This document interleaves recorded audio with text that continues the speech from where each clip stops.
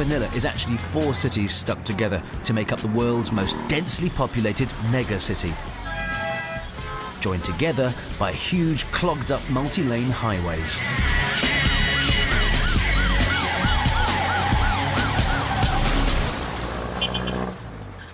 Sometimes you are just desperate for some light relief.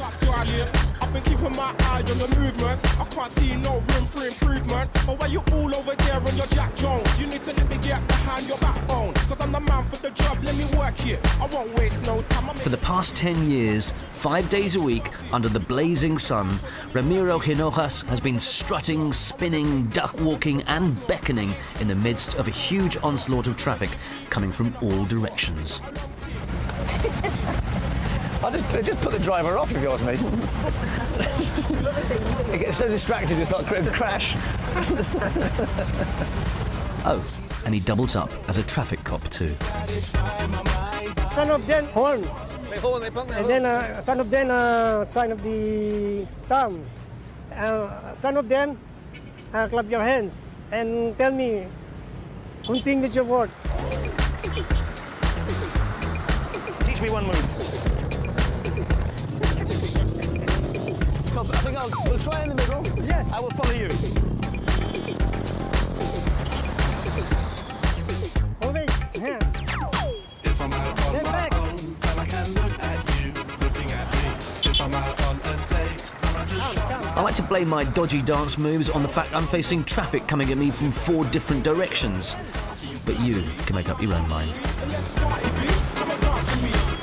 This was to be the first of many times on my trip when I realised that Filipinos live to entertain and be entertained. Get away from the bar, tell your boyfriend hold your jaw and dance with me. If you look hard enough in this city, there are serene little havens of greenery. And in fact, if it hadn't been for the mass destruction of World War II, this city could still be clinging on to its title as the Paris of Asia.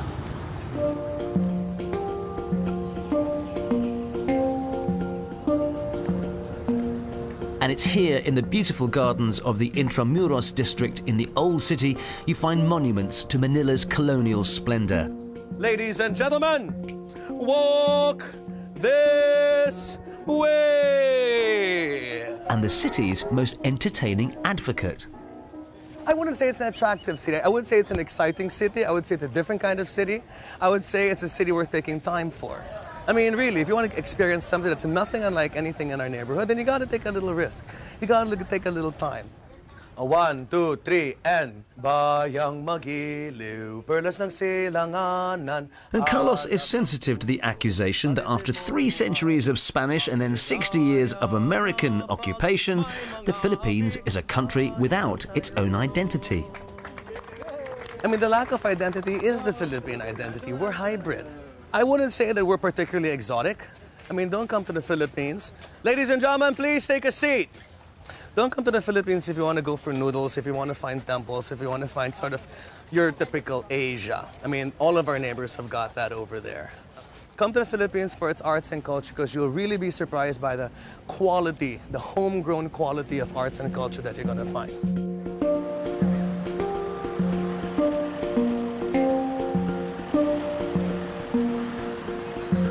And talking of hybrids, here's one cultural influence dating back nearly 2,000 years that's very close to home.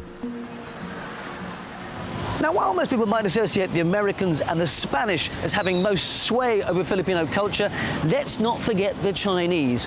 Both historically and in the modern sense, they are going to have a big hold over this country. And in fact, this area is the oldest Chinatown in the world.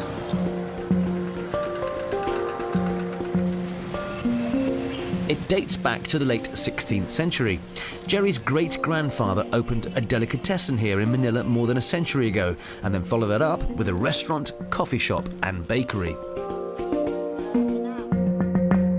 Filipinos and the Chinese have been in transaction, in barter, even before the Spaniards came to the Philippines. So actually we have a longer relationship with the Filipinos than any other culture. But the sense of community between the Chinese and Filipinos today goes far deeper than culinary exchange. Jerique's family bought 10 fire engines to serve the city and enrolled 4,500 volunteers. All the profits from the coffee shop go towards this service. And guess who's tagging along for a ride today? I tell you what, it's going to be a pretty unique way of seeing this city. Okay, let's do it.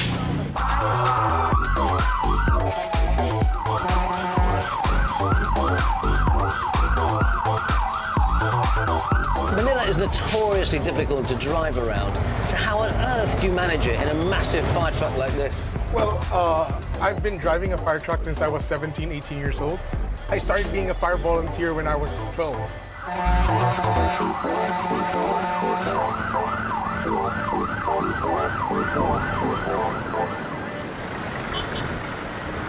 Back in a regular vehicle, and a reminder of the other health hazard of driving in this city.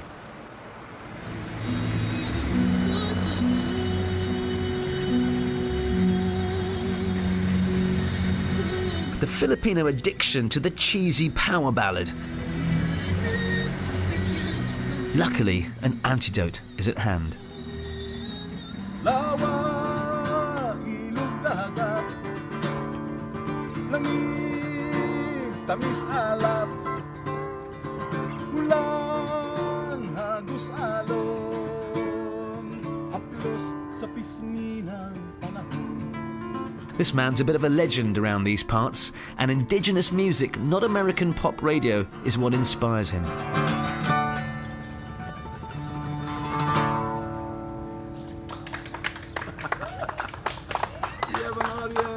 Indigenous music would be considered usually pre-Spanish. Before the Spanish came, the musics that were here were the tribal people. Chinese were here, the Arabs were here, the Indians were here. But they were not colonizers the way the Spanish were. But you've got an instrument here. Give me an example of what, how This that is works. called a kubing. You want to try it? Yeah. Yeah. Right, next Open a little bit wider. Turn your lips in. Give it a go. No, you don't actually vocalize. Just the shape. We like to make other people smile, and that's part of. I guess we are like natural therapists. We're natural therapists, and that's probably one reason why a lot of the OFWs, the overseas Filipino workers, carry that. You have a lot of teachers, therapists.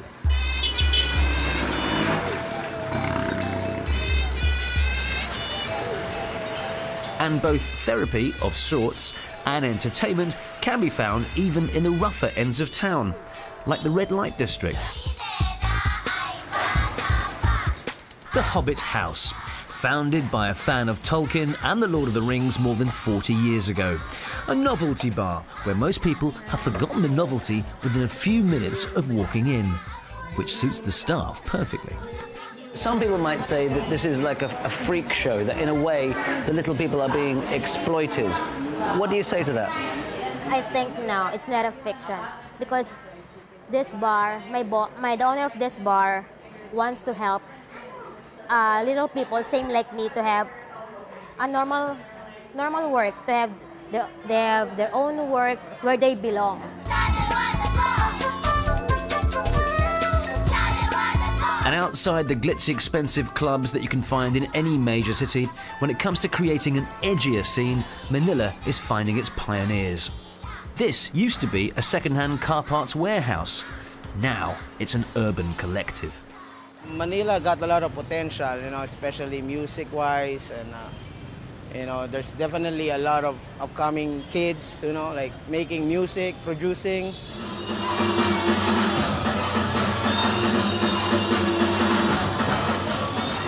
And younger artists are keen to explode the cliched image of their country. At first, it was a little bit. It was quite a struggle. Yeah, it was a struggle Yeah. because we're female artists and DJs.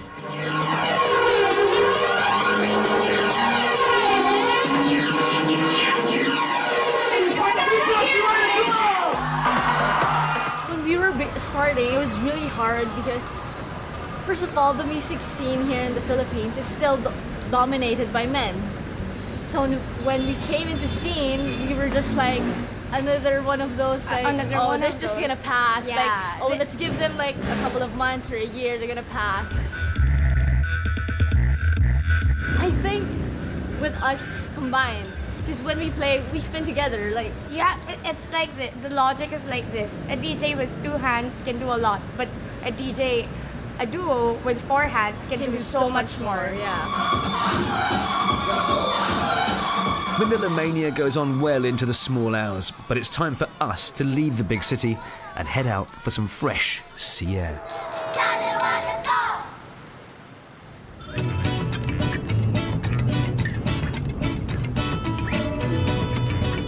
Early the next morning, and it's time to do the hop, skip and jump from island to island that makes the Philippines so unique. This is the fast catamaran that takes you from Cebu to the island of Bohol. At 2 hours, it's still slower than a plane, but so much more a scenic way to island hop.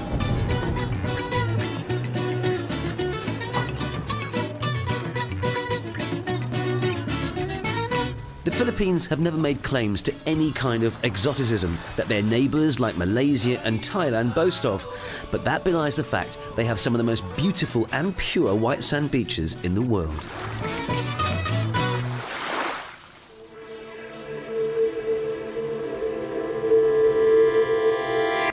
But towards the end of 2013, a twin natural disaster struck with a force that the world has rarely witnessed.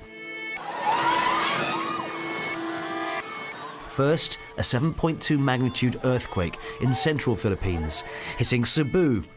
But neighbouring Bohol bore the brunt of it and was literally torn apart. And then weeks later, the most powerful typhoon in human history to hit landfall.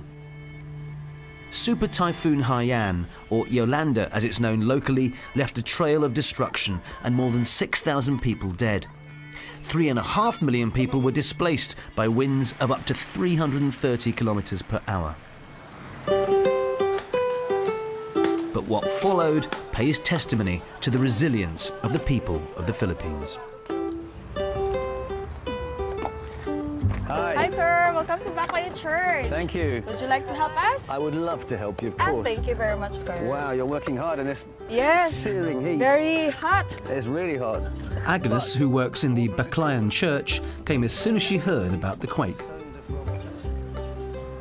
How did you feel when you first came here and you saw that? We were so sad because, well, this is one of the tourist attractions in our province, and this is being the oldest stone church. So we felt very sad for what happened of our church. At that time, we do not know if we're gonna restore or if we have funding for the restoration of our church. This is just phase 1 of a project that they estimate will take 10 years to complete. In a sense, they were lucky. 2 other churches actually built on the fault line were completely destroyed, and some buildings unrecognisable. Does it undermine, does it lessen your faith, or does it increase your faith? It strengthens our faith to God, actually. Because Boholanos, as many people know, we are very religious people, and we have this deep faith to God.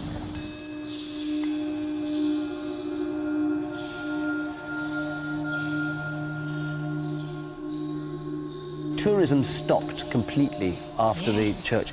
How bad was that for you, and how much do you need tourists? Yeah, we need very badly because it's it can be a help for us. Yeah, tourism, because the church, we need the financial support.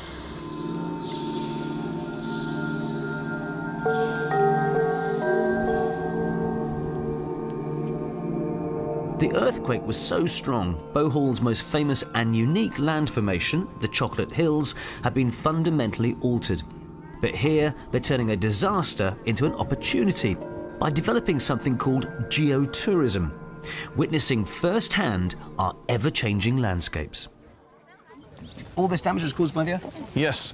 Essentially, prior to the earthquake last October 2013, the platform was much wider.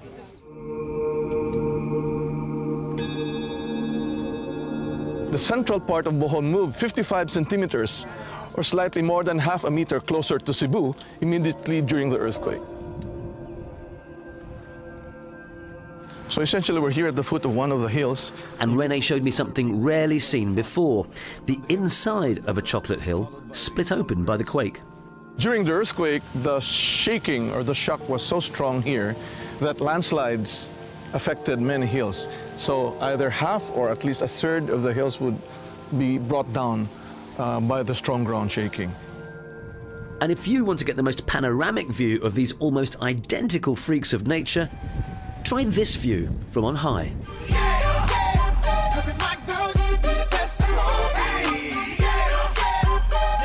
This is one of only 2 bicycle zip lines in the world. Both are in the Philippines and both only opened this year. Another example of turning natural disaster into opportunity here. This one's especially for thrill seekers.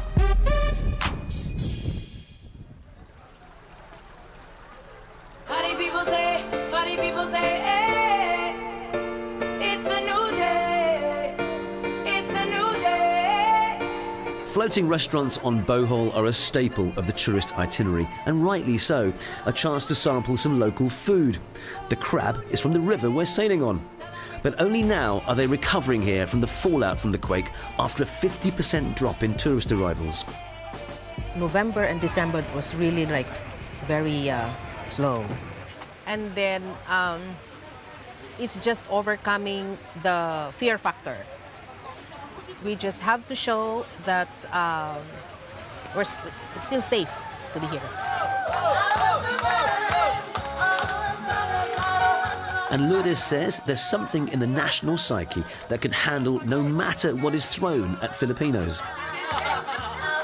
To always believe that there's really like a light at the end of the tunnel. So you really just have to work hard and crawl out to reach that light.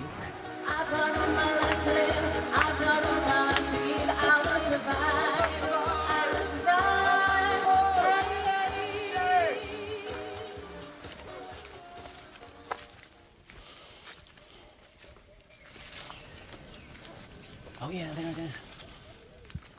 And talking of survival, maybe inspiration comes from one resident of Bohol who knows all about that, the tarsier. The oldest surviving primate in the world. We're talking 45 million years on this planet. And for some reason, this incredibly reclusive and endangered creature decided it would stick around for us. This is an incredibly lucky moment. I am inches away from this tarsier. Now, these animals are really solitary, shy, sensitive. If he or she was scared of me, they'd go for me like that. So far, so good. Eyes are astonishing. Psyching me out now, staring at me. Actually, this guy, the world's leading expert on the animal, is the reason the tarsier is hanging around. Once himself a poacher in the 1970s, now gamekeeper and protector. Why is it in danger of being extinct? Because of the destruction of the habitat. The farm, mostly the farmer here, slash and burn farming.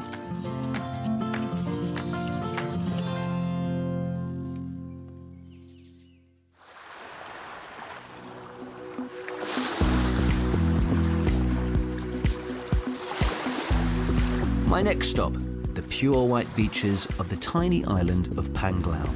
Unlike racier resorts in more commercialized countries like Thailand and Malaysia nearby, it's blissfully undeveloped. And clinging on to some of its ancient rituals too, like shamanic healing.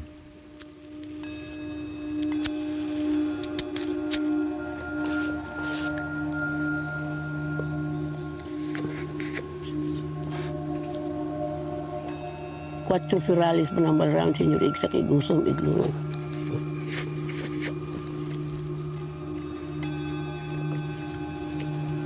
Salamat po. Thank you. Why isa pa yan?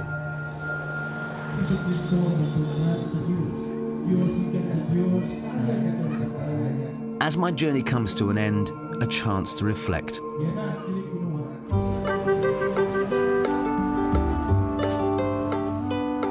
The Filipinos, well, they're an incredibly generous people, always welcoming, always entertaining, and happy to give of their time to outsiders.